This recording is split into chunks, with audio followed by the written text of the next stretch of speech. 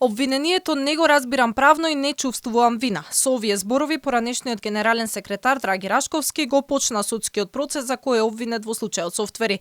Од судот побара да му се дозволи целосна реконструкција на случајот и на лице место да се утврди дали софтверите работат и дали кабините се поставени. Рашковски најави интересен судски процес.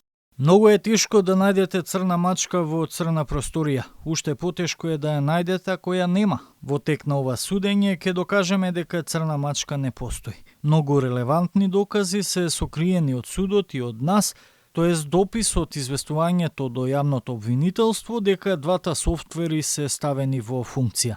Вилма Русковска тврди дека обвинителството има цврсти докази од Рашковски нерационално трошел народни пари, а злоупотребил службената функција. Обвинителството ќе докажува дека не е спорна само набавката, туку и софтверот кој е нефункционален.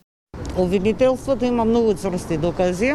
Обвинетите работеле исклучиво во свој интерес. Скоро 3 години од набавка на софтверите и на софтверот и системот, тие се уште не се во функција. Од нашите пари, од парите на граѓаните, само за набавка на софтверот, системот, камерите и кабините, како и хонорарните исплаќања, буџетот е оштетен за 18 милиони и скоро 800.000 денари.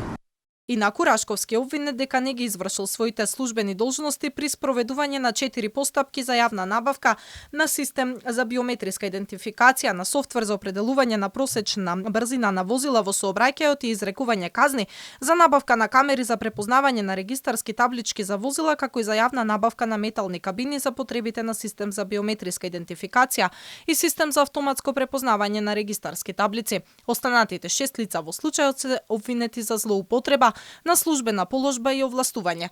Следното рочиште за случајот е закажано за 24 март.